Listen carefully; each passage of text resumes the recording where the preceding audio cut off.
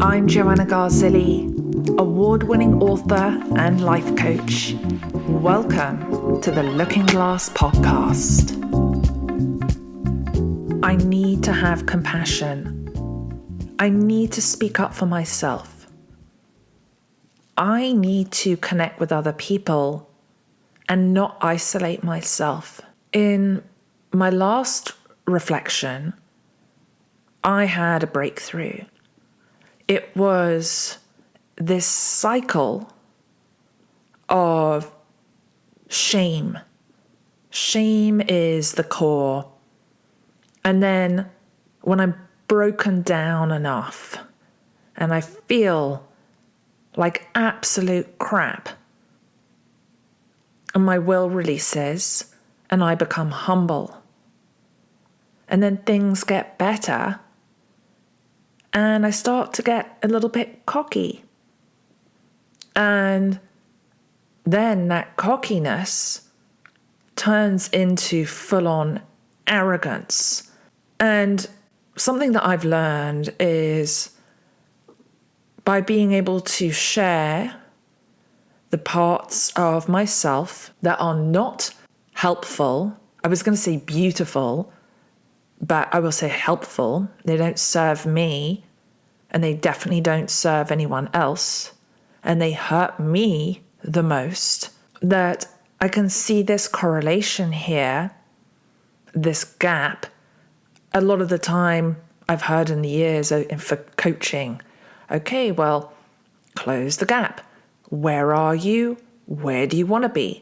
And there's this massive chasm in between if one has stuck one's head in the sand. And I've stuck my head in the sand many times. And I've learned that the longer I've had my head in the sand, when I pull it out of my arse, that I have to do serious damage control.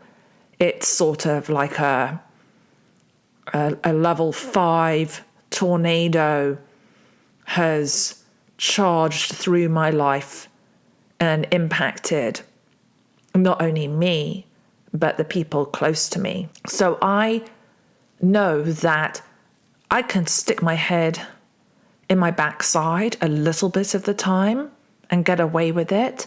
And I also know from experience that I've got to get honest with myself quickly. This was a theme that came up when I looked at how can I be more in harmony. And as I share this, what comes to mind for you?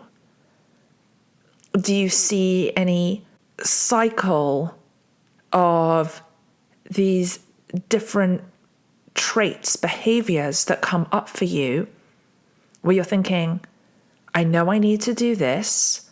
I go through a cycle and do that. And what I've learned is I need to be whatever the thing is. And it's being able to put it all together.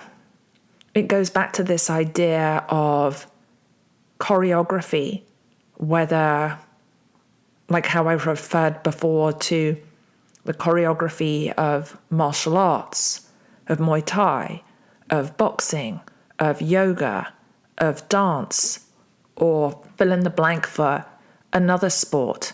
And I'm not naturally good at choreography. I'm better at just freestyle. Choreography is really challenging for me. But I know that as a creative person, when I do create structure for myself, it gives me more freedom and flexibility. And so it's just being able to put all these pieces together.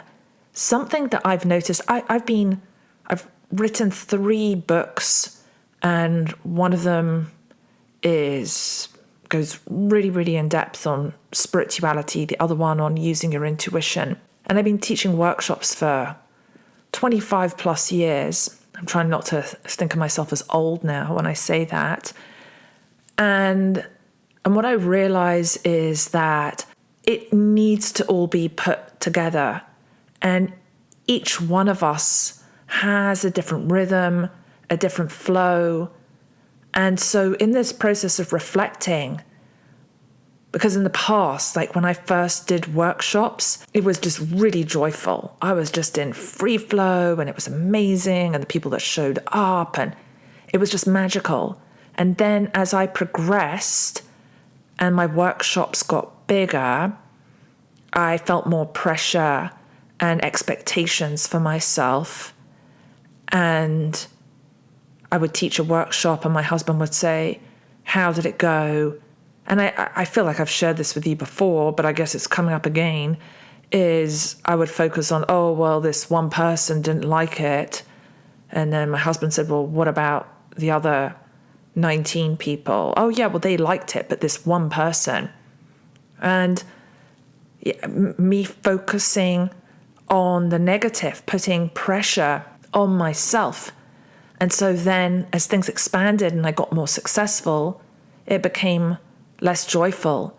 And then when I got my book deal with Harper, it became really, really, really heavy for me.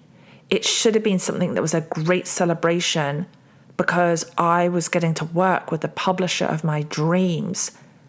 And then I had all these media interviews lined up, and it became a massive feeling of burden for me.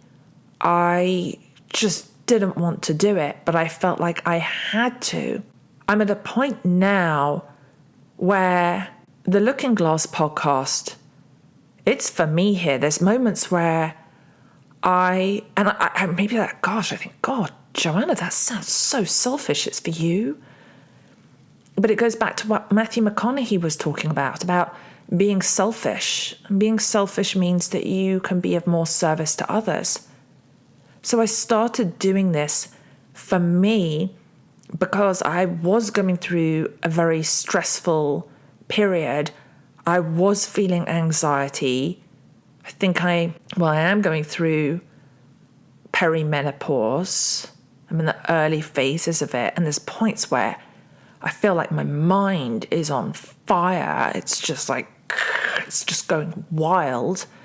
And so I'm doing it for me. And then there's moments where I go, oh, this is stupid. No one's going to listen to this, or people are going to judge me. And there was a day where when I had that thought, I'd recorded 3 episodes and I thought, oh my God, what a load of waffling. This is a pile of crap. And someone's going to maybe hear what I just said right now and they're going to go, yeah, it is a pile of crap and waffle. But then I'm not for that person. I have to just be okay with that. So my inner critic came up, and then I can't remember where I was driving. I think I was driving to pick my son up from school. So I thought, well, let me just re-listen to what I recorded. But I thought, actually, this is really helpful. This is relatable. Oh, she's real. She's vulnerable. And this is making me feel better. It's strange when I show up here with you and I reflect, I'm me, but then when I listen afterwards, I feel like I wonder if this is too presumptuous, and I don't think it's arrogant because I'm being aware right now. But I go, this is actually good. This is helping me. Because when I show up here and I reflect with you, in the past couple of days alone, this is what is this? This is the 30th episode that I'm recording, number 30. I did Muay Thai twice yesterday. I did Muay Thai today. I took care of myself. I didn't let myself get overwhelmed.